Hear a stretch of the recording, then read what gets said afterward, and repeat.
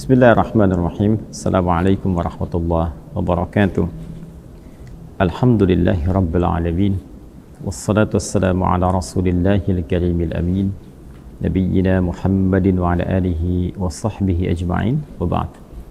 Fa ya ahbaballahi wa ahbaba rasulihi sallallahu alaihi wasallam. Usi nafsi wa iyyakum bitaqwallahi faqad fazal muttaqun fala tamutunna illa wa antum muslimun. Faqala ta'ala ya ayyuhalladzina amanu taqullaha haqqa tuqatih wa la tamutunna illa wa antum muslimun. Saudara-saudariku, terkhusus keluarga besar Mira yang terhubung dalam kajian-kajian yang terkurikulumkan dalam sistem pendidikan kita di Ma'had Islam Rafi' Akhyar.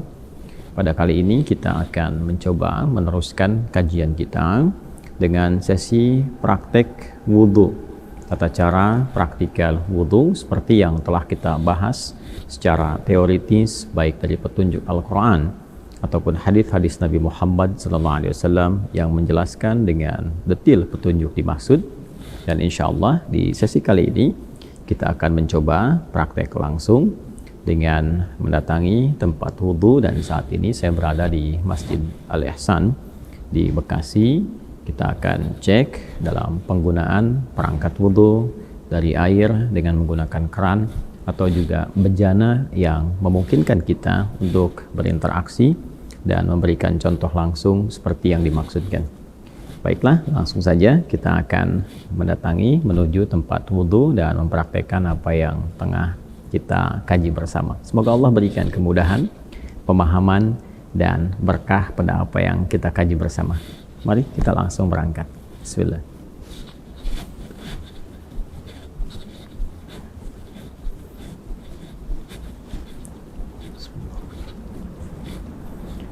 Saya akan memasuki area tempat wudhu, tapi ini bukan toilet ya. Nah, hanya karena ini adalah area tadi dalam masjid dan kita akan menuju keluar. Ini pintu samping ya, bagian belakang tepatnya. Ini kan ada di samping, saya katakan samping, bagian belakang, tapi ini keluar dari area utama untuk sholat. Jadi kita posisikan ini di luar area tempat sholat, jadi di luar area masjid, dan tentunya melangkah dengan menggunakan kaki kiri. Ingat ya, masuk kaki kanan, keluar kaki kiri, langkah keluar kaki kiri. Baik, kemudian tentu berdoa ya, jangan lupa ya. Apa doanya? Masih ingat? Antara masuk dengan keluar berbeda ya. Ketika keluar langkah kaki kiri, kita mengatakan Allahumma inni as'aluka min fadlik, ya Allah sungguh aku berharap segala keutamaan darimu, karena kita telah masuk ke masjid ya, dan di masjid tentunya ada yang i'tikaf, ada doa, ada ibadah dan sebagainya. Kemudian ketika keluar, apa yang kita tadi lakukan, berharap, bermohon kepada Allah menghasilkan keutamaan-keutamaan dalam kehidupan. Sholatnya memberikan keutamaan, doanya memberikan keutamaan. Karena itu ketika kita keluar, kita bermohon kepada Allah, semua apa yang kita lakukan tadi mendapatkan penilaian terbaik, keutamaan-keutamaan dari Allah Subhanahu wa Ta'ala. Berbeda dengan kita masuk, kita mengatakan Allahumma ftahli abwaaba rahmatik, ya Allah mohon bukakan segala pintu-pintu rahmatmu. Beribadah dapat rahmat, dan kita memohon ketika keluar dari sekian rahmat itu kita mendapatkan keutamaannya. Baik ya, mari kita lanjutkan. Bismillah.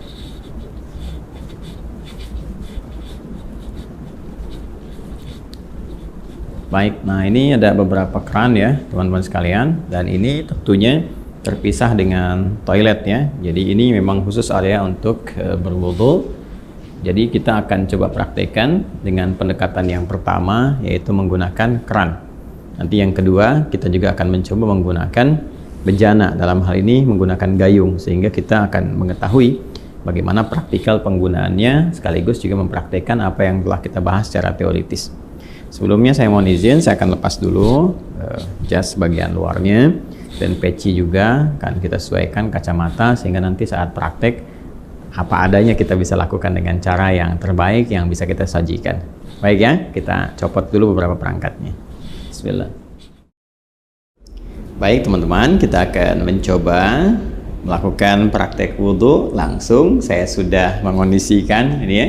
Kemudian tangan juga sudah disiapkan, baju sudah dilipat, kacamata sudah dibuka, jam tangan sudah disimpan, dan sekarang kita akan coba praktekkan dengan menggunakan keran terlebih dahulu. Baik ya, Yang pertama, tentunya kita mengonfirmasi keimanan terlebih dahulu, karena panggilan wudhu, ingat, dibuka dengan panggilan iman.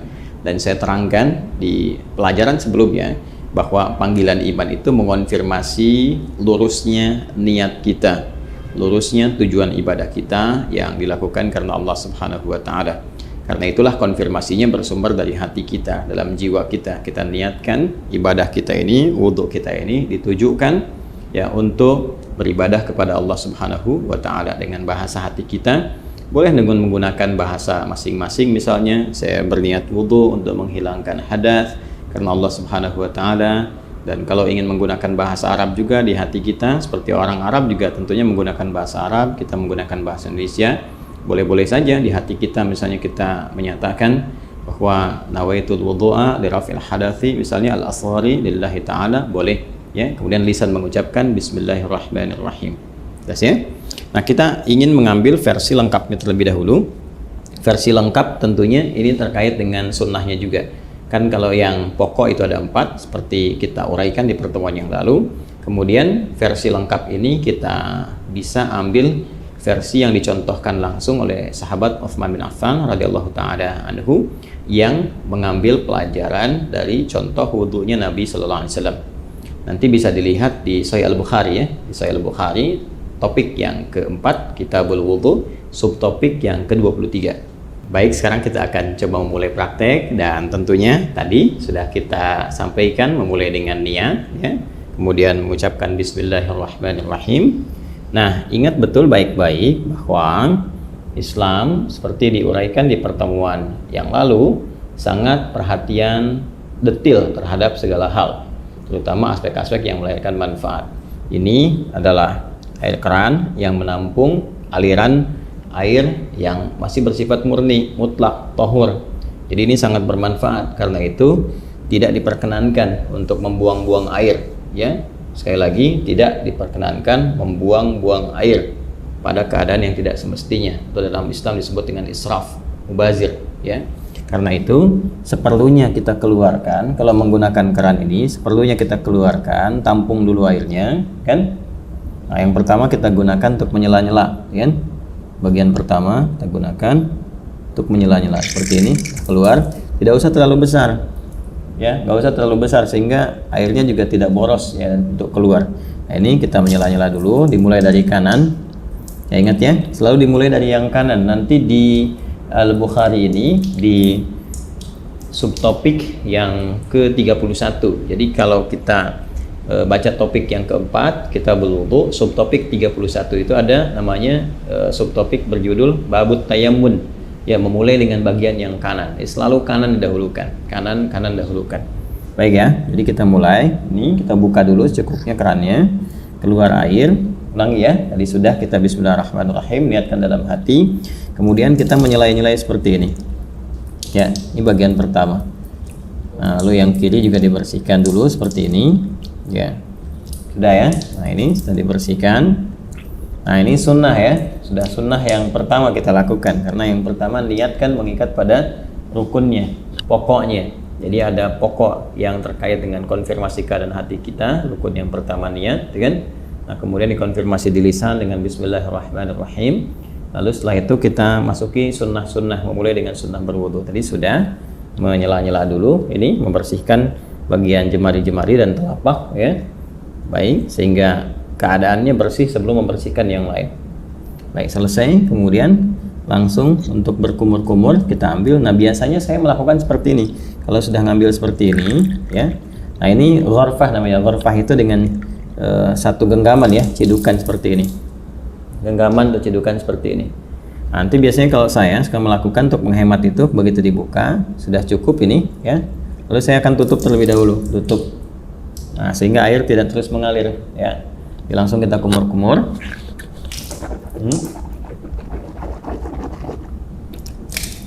Baik, saya ingin terangkan terlebih dahulu. Di saat mengumur-ngumur itu namanya tamadbad ya, tamadbad. Itu bisa kita lakukan dengan 2-3 pendekatan. Pertama, kumur-kumur terlebih dahulu ya, kumur-kumur sampai keluar ya. Kemudian yang kedua juga kumur-kumur, nanti sebagian airnya langsung dihisap ya dihisap jadi kumur-kumur, sebagian airnya dihisap. Nah itu yang dihisap itu istinsyak namanya, ya masuk ke dalam hidung istinsyak, usahakan agak dalam.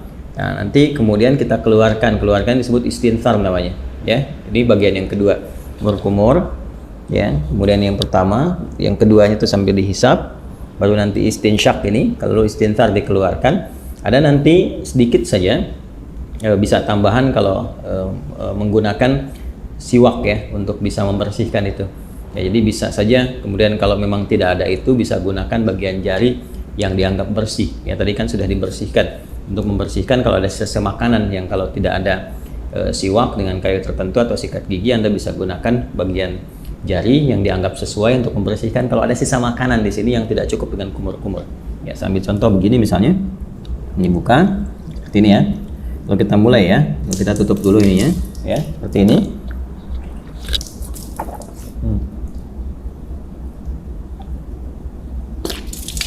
Gitu ya. Nah, ini untuk yang sikat giginya atau membersihkan bagian sisa makanan, sehingga kalau sudah makan ya tidak sempat juga sikat giginya, nanti kita bisa bersihkan dengan bagian jari yang sesuai. Ya, itu untuk kondisi-kondisi tertentu. Saya ulang ya. Nanti setelah itu istinsyaknya nanti bisa terpisah. Kalau bisa bersamaan juga bagus. Ini sambil istinsyak kan, nanti dikeluarkan.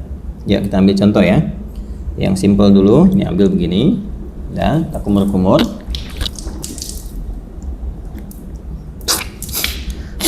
Oh ya. Nah, baik. Kita contohkan ya, sekali lagi ya. Jadi teman-teman sekalian bisa, tadi kan sudah ya untuk kumur-kumur sambil dibersihkan bagian giginya. Nah kemudian yang kedua kita ambil untuk maksimalkan istinsyak dengan istintharnya. Jadi kumur-kumur lagi sambil dihirup ya ke hidung. Ya, dari buang. Nah ini bisa berkumur-kumur sambil dihirup, atau kalau mau kumur-kumur dulu buang, nanti bisa untuk istinsyak dan istintharnya terpisah ya. Ya, kita ambil misalnya contoh untuk yang kalau terpisah begini, kumur-kumur. Ya. Kalau mau dihirup ke hidungnya terpisah, kita ambil lagi, ya kan seperti ini. Nah, itu ya. Nah, ini manfaatnya kalau dipisah ini kayak semacam ada pilek ya. Pilek atau virus tertentu berkumpul. Nah ini biasanya lebih spesifik untuk membersihkan wilayah hidung, sehingga ketika ditekan itu istintharnya ini bisa dipijit salah satunya bergantian untuk dikeluarkan ya, sehingga kotoran yang ada di hidung itu bisa keluar ya. Kalau dalam kondisi normal biasa bisa langsung Anda hisap saja, dihirup ya, bukan dihirup ke hidung. Jadi sambil kumur-kumur dihirup ke hidung, jadi bisa dikeluarkan secara bersamaan atau di hidung terlebih dahulu bisa, karena tidak ada aturan spesifik mana yang didahulukan, apakah di mulut dulu atau di hidung dulu. Jadi kalau Anda ingin keluarkan yang di hidung dulu boleh, misal begini ya. Nah kurang lebih demikian ya, atau yang di mulut dulu baru di hidung, nggak ada masalah, tergantung kondisional saja, karena sifatnya tamadmad dulu baru istinsyak, itu yang urutannya. Jadi kumur-kumur dulu baru dihirup. Adapun cara mengeluarkan tidak spesifik diatur ya, tapi kalau ingin berurutan boleh dari mulut keluar baru hidung. Terus kalau kondisi ingin membersihkan spesifik khusus boleh dipisahkan, kumur-kumur ya, kemudian dilepas, baru kemudian khusus untuk yang hidung untuk memudahkan yang di dalam itu keluar. Hikmahnya kan mengeluarkan yang kotor. Jelas ya? Baik, bisa dipahami ya teman-teman sekalian. Nah jadi itu untuk yang pertama, kumur-kumur. Sekali lagi, buka kerannya. Saya ulang ya, kerannya buka, ambil air gorfah namanya, segenggaman seperti ini ya. Kemudian kalau sudah cukup, tutup ini supaya tidak mubazir, kumur-kumur itu ya, jelas ya. Nah, baru kemudian dicuci kembali, disiapkan. Nah ini kalau sekali cukup sudah, kalau diperlukan 2 kali 2 kali, 3 kali 3 kali ya. Dan ini tadi penggunaan jemari sekali lagi ya, untuk menegaskan atau menghilangkan bagian bekas-bekas kalau ada makanan dan sebagainya yang kalau sekiranya tidak memungkinkan untuk gosok gigi atau membersihkan. Jelas ya? Baik, lanjut. Dari sini saya tes air dulu. Kemudian kita buka kembali. Nah, sekarang masuk ke bagian yang pokok. Ya, buka lagi, masuk ke sini, bagian yang pokok. Tutup, baru ke wajah. Nah, ini yang ingin saya contohkan, bagian pokok yang paling utama itu. Ini ghasalah itu ambil airnya, tumpahkan di wajah begini. Ini lihatnya yang telunjuk begini. Oh. seperti ini. Nah, ini bagian jempol yang di sini belakang. Kemudian langsung ke bawah. Nah, ini yang diselai-selai di janggutnya. Ya. Maksudnya apa? Supaya meresap air ke pori-pori karena melewati janggut dalam sini. Kalau nggak ada janggutnya bisa langsung dibasuh ke dagu ya, sini. Nah, jadi ini satu, kalau dirasakan belum cukup keseluruhannya, ambil lagi begini. Ya. Terus seperti ini. Kemudian tutup dulu. Ya. Terus seperti ini. Ya. Saya kira 2 kali juga bisa cukup ya. Seperti ini. Ya. Nah, ini nanti ada versi yang sekali itu versinya Ibnu Abbas radhiyallahu taala anhuma yang menyontoh praktek Nabi yang pernah menggunakan sekali. Itu kalau di Al-Bukhari, subtopik yang ke-21, marratan ya. Babul wudu, judulnya itu Babul wudu marratan. Bab pembahasan tentang wudu yang sekali basuh ya. Kemudian nanti yang versi yang keduanya, subtopik 22, itu yang versinya Abdullah bin Zaid. Babul wudu marrataini, 2 kali. Ya, kemudian versi yang Utsman bin Affan radhiyallahu taala anhu, yaitu yang subtopik 23. Itu yang 3 kali, talatan.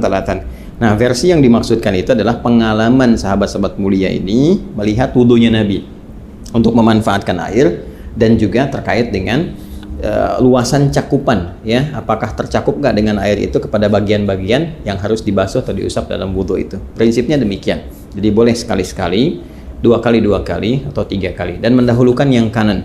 Ingat ya, mendahulukan yang kanan. Ada namanya subab yang pernah juga saya utarakan, yang nomor 31 subtopiknya babut tayammun. Ya, tentang tayammun ketika Nabi mengajarkan Ummu Atiyah radhiyallahu taala anha bagaimana mendahulukan yang kanan. Jadi kanan dulu baru kemudian kiri. Nah, ini tentang kanan dulu kemudian yang kiri juga akan masuk setelah ini. Ya, setelah kemudian wajah selesai, baru tangan sampai siku. Ini kita ambil lagi. Ya, wajah selesai, tangan sampai siku, kumpulkan seperti ini airnya. Nah, teman-teman sekalian, ini ya. Kemudian tumpahkan di tangan ini, ya, sampai siku ke sini. Nah, lalu ke sini depan. Nah, terus sampai ke sini, ya. Nah, ratakan seperti ini. Jelas ya? Nah, kalau dirasakan belum cukup, rata, buka lagi airnya, ya. Nah, dianggap cukup, ditumpahkan, tutup dulu seperti ini. Nah, nanti bisa dari depan begini, ya.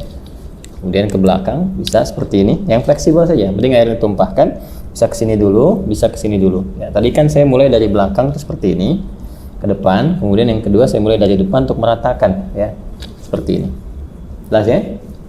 Nah, kemudian setelah itu ke yang kiri, itu yang dibuka lagi. Nah, tutup seperti ini, ya. Ini boleh fleksibel. Dari mana mulainya? Yang penting dari depan sini ke bagian siku. Ya, nah kurang lebih seperti ini. Ya, kalau mau kita samakan, kalau kanan 2 kali, kiri 2 kali juga ya, untuk bisa menyeimbangkan, menyamakan seperti ini. Tumpahkan, ya, pas ya. Baik. Nah, ini suasana malam kita prakteknya, jadi diiringi dengan sekuteng yang lewat. Ya, teman-teman.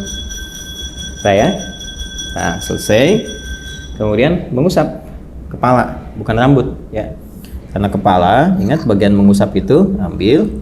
Nah, ini kan dipercikan nih, ya. Dipercikan seperti ini, tuh ya. Nah, jadi kita pun nggak harus terlalu banyak ngambilnya. Saya ambil secukupnya, percikan, dan nah ini untuk kepala. Kalau dirasakan nggak ada masalah, dari depan ke belakang seperti ini. Ya, kita boleh balikan lagi begini, atau cukup ke belakang juga begini, nggak ada masalah. Ya. Lalu versi pertama langsung ke telinga begini. Ya, langsung ke telinga. Ingat yang telunjuk ini bagian dalam begini, yang jempol ini bagian belakang di sini. Ya, seperti ini. Bisa seperti itu, atau kita dahulukan dulu kepala misalnya. Ya. Nah, kemudian nggak terlalu banyak ya, cipratkan begini. Nah, usapkan misalnya begini. Nah, ya. Setelah kita rasakan cukup untuk bagian kepala, boleh ditarik lagi ke depan, boleh, atau boleh cukup begini saja, sah. Ya, atau kalau ada kesulitan tertentu bagian kepala, dahulukan bekas ubun-ubun, atau nanti kalau ini bermasalah sakit bisa sisi-sisi yang lain termasuk kepala. Setelah itu ambil air lagi, ya kan? Baru kemudian membasuh telinga, seperti yang tadi dicontohkan. Bagian depannya menggunakan telunjuk di sini, belakangnya menggunakan jempol. Jelas ya? Baik, berpindah ke kaki. Nah, ini penting juga karena nanti ada hadis spesifik ya terkait dengan bagian kaki ini, khususnya kotoran-kotoran yang melekat di kuku, ya, kuku bagian jempol ini, ya, di sebelah-sebelah sini, ujung-ujung ini. Jadi perhatian, ingat kaki sampai kedua mata kaki sampai di sini. Ya, jadi kita bisa ambil lagi airnya seperti ini, ya. Kemudian cukup gini. Nah, biasanya saya bagi 3 bagian. Yang pertama saya tumpahkan, basuh ini dulu. Nah, sela-sela ini. Nah, kemudian bagian depan kita bersihkan dulu begini. Ini ya. Nah, udah seperti ini ke belakang, dan tentunya bagian belakang tidak mendapatkan porsi air yang cukup ya. Walaupun mendapatkan bagian tertentu untuk mengusap, tapi ini lebih bersih untuk bagian depan pertama. Jadi yang kedua, nah ini kita bisa sempurnakan bagian belakangnya seperti ini. Nah, ini ya. Majukan lagi ke depan ini. Nah, 2 pun sudah cukup sebetulnya ya. Kalau dirasakan kurang bisa dengan 3. Selanjutnya yang kiri, seperti halnya yang kanan tadi. Kita ambil ini ya. Nah, ini seperti ini. Saya suka menggunakan kelingking karena lebih fleksibel untuk menyela-nyelanya. Ini dibersihkan di sini ya, ini lalu ke belakang. Nah, kemudian disempurnakan, ambil lagi, kita tumpahkan seperti ini ya. Dah selesai. Nah, ini selesai ya. Setelah selesai, dah, kita diusahakan menghadap ke arah kiblat, kita berdiri sini. Ya, lalu kita berdoa. Doa yang sudah pernah diajarkan juga ya, syahadatain dulu. Asyhadu an la ilaha illallah, asyhadu anna Muhammadar Rasulullah, ya kan? Allahumma ja'alni minat tawwabin wa ja'alni minal mutatahhirin. Ya, kalau kita ingin supportkan doanya supaya dengan kita taubat, kemudian juga kita bersuci ya, ya Allah jadikan aku termasuk orang taubat. Berarti ini tadi kita sambil evaluasi. Makanya ada ulama juga yang menyarankan sambil saat dibasuh ini, dan nadhafah ini kan nadhafah nih luarnya, nadhafah. Ya, tapi juga harus ada al-husnu wadhiya. Sifat husnu wadhiya itu yang dimaksud dengan taharahnya. Bersih luarnya, suci dalamnya. Ini yang disyarat Nabi di hadis Muslim. Begitu jatuh air wudhu itu, jatuh pula dosa-dosa yang melekat kepada fungsi-fungsi organ tubuh yang digunakan itu. Jatuh. Nah, jatuhnya ini dengan taubat. Jadi kita merasakan ini ada yang salah nih sebelum wudhu nih ya, supaya hilang kesalahan itu. Makanya ada ulama yang mengajarkan evaluasi saat dibasuh itu, merasakan dalam diri, minta sama Allah supaya digugurkan dosa yang ada di wajah, digugurkan dosa yang ada di tangan, macam-macam. Dalam hati kita bisa meminta dengan bahasa kita, ya Allah, gitu kan, mohon hilangkan kesalahan-kesalahan yang melekat atau kebiasaan buruk pada tangan, pada wajah sebelumnya ya, dan sampai dengan ke ujung kaki. Itu dalam hati kita bisa meminta, tidak ada masalah di situ. Karena ada unsur taubat di dalamnya. Jadi begitu selesai, kita berdoa, kita mohon kepada Allah, digolongkan pada orang-orang yang taubat, kemudian juga yang terbiasa bersuci. Mutatahhir itu biasa bersuci. Jadi begitu wudunya misalnya batal, suci lagi, sehingga terjaga dalam kebaikan. Karena prinsip wudu itu kan menjaga diri dalam kebaikan. Oke? Baik, selesai ini dengan menggunakan versi kran. Ya, gunakan versi kran. Nah, sekarang kita akan mencoba menggunakan versi bejana. Nah, di sini ada gayung ya. Kita akan coba gunakan gayung ini. Sebetulnya kalau kita bersandar pada tadi ya, jumlah volume air yang kita gunakan saat menggunakan kran itu kan sebetulnya nggak banyak. Ya, kalau ada di minuman kemasan dengan bentuk kayak gelas itu sekitar 250 mili ya. Itu kan kurang lebih segitulah. Ya, nggak terlalu banyak yang kita gunakan seperti tadi disampaikan. Jadi kalau kita tampung dengan gayung pun kurang lebih, bismillah ya. Ini base cukupnya. Udah harus penuh juga, mungkin kita ambil setengahnya segini cukup ya, setengahnya begini cukup ya, tergantung keadaan kitanya. Nah, ini kalau pakai gayung, kalau di atas nanti jatuhnya terlalu tinggi, jadi saya turunkan ke bawah untuk menyontohkan, misalnya di sini ya, paling gampang ya seperti ini ya. Jadi kan sudah keadaan jongkok. Kalau di Timur Tengah kan ada, atau tidak yang Timur Tengah, saya kadang-kadang di beberapa negara atau beberapa tempat di Indonesia juga kadang-kadang ada suka pakai dudukan tuh ya, jadi kita bisa sambil duduk. Nah, ini kalau seperti ini pakai bejana, kurang lebih disimpan seperti ini. Jadi kalau bejananya lebar nanti bisa sambil diambil seperti ini, ya kan? Nah, tapi dengan catatan juga nanti tidak ada sisa-sisa air yang terlalu banyak yang melekat di lengan ya, khususnya di telapak ini, sehingga mencampur kepada yang sudah ada. Jadi amannya kalau mau aman, apalagi dengan kondisi seperti ini, kita tuangkan seperti ini Jelas ya? Ini bagian pertama. Nah, terus kemudian seperti ini. So, nah ini lebih hemat nih digunakannya. Itu satu, ya, udah selesai. Nah, kita ambil versi yang sekali, ya kan? Nah, kemudian dari sini ambil lagi, kan? Nah, ini ya. Nah, ini kumur-kumur.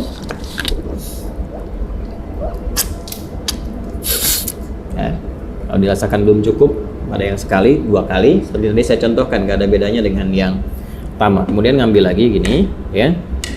Nah, ini sama persis teman-teman sekalian, nggak ada bedanya dengan yang pertama tadi. Kita wajah, ini, ya, seperti ini. Tuh, ya. Seperti tadi ya, diulang. Kemudian selanjutnya untuk tangan seperti ini. Ya, baik dari depan, dari belakang, yang penting dimulai dari sini, ya, sampai ke siku. Nah, yang kanan sudah, kita gunakan bagian yang kirinya. Ya, sama saja seperti yang saya contohkan tadi. Kita ambil dulu, ya. Nah, ini ambil, kemudian paskan dulu gayungnya karena ini kan nggak rata di sininya ya, teman-teman. Kalau kita mau pindahkan sini juga boleh sebetulnya, nggak ada masalah, ya. Nah, kemudian jatuhkan di sini. Nah, seperti ini ya. Baik, ayo cari pijakan biar aman, biar nggak tumpah atau seperti kayak gini kan agak susah ya keseimbangannya.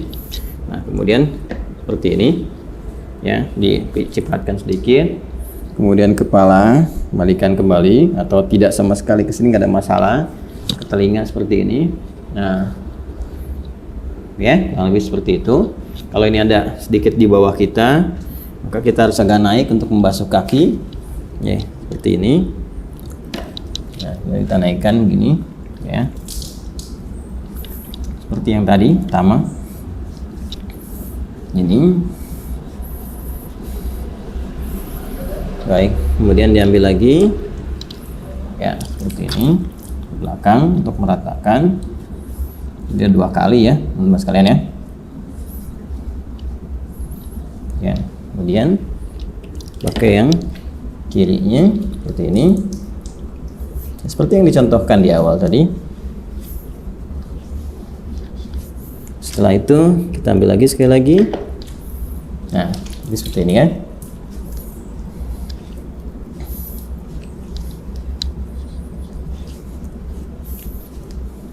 Baik. Selesai 2 versi ini, dan masya Allah tuh masih bersisa. Artinya kan sebetulnya nggak butuh banyak gitu airnya, ya. Nggak butuh banyak, ini tinggal kita berdoa. Setelah itu seperti tadi disampaikan. Jadi kurang lebih seperti itu contoh yang bisa kita tunjukkan.